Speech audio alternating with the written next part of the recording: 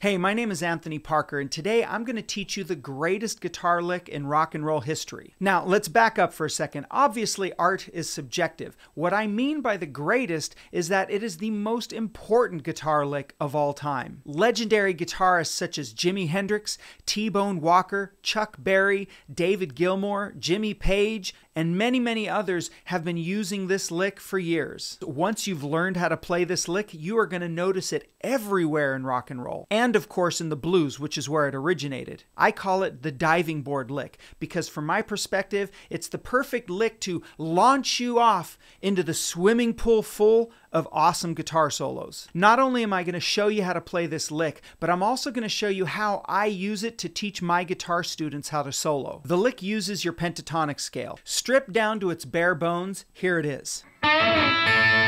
Pretty simple, right? All we're doing here is we're bending the 3rd string, 7th fret, a whole step, and then double stopping the 5th fret of the 1st and 2nd string and playing them 2nd string first, and then 1st string.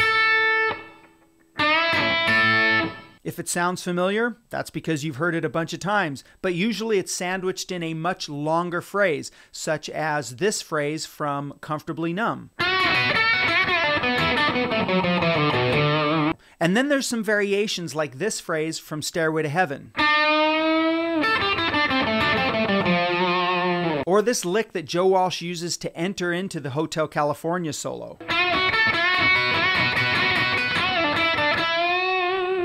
So the way I teach it to my students is, of course, first the basic lick itself. And then I'll have them do a very basic phrase coming after the lick like this.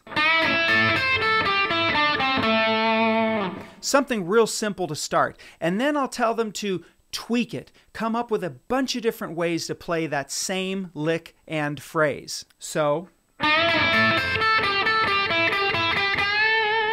or,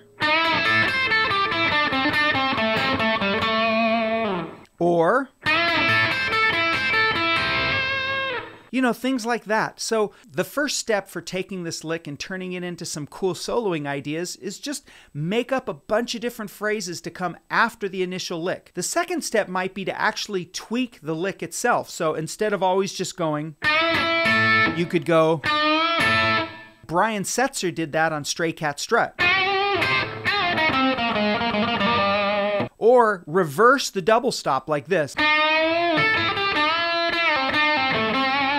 There's a lot of variations that you can do with this lick/phrase idea. So then the last step would be just to find yourself a nice blues backing track, you know, something like this.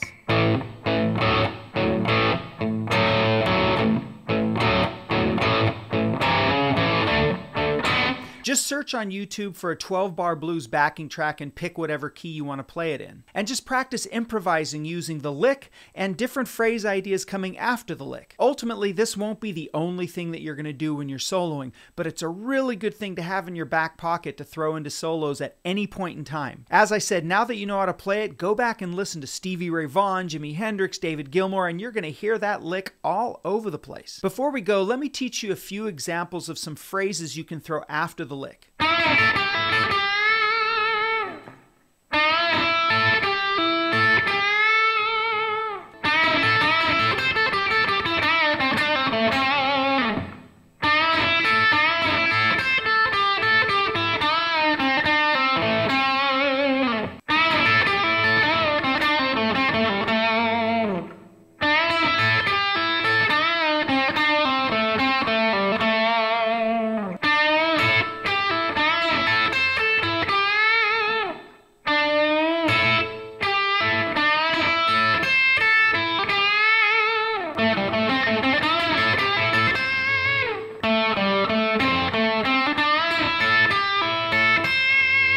There you go. Have some fun with those. Tweak them, make them your own, come up with a bunch of variations, and then throw them into a guitar solo playing over a backing track that you found online.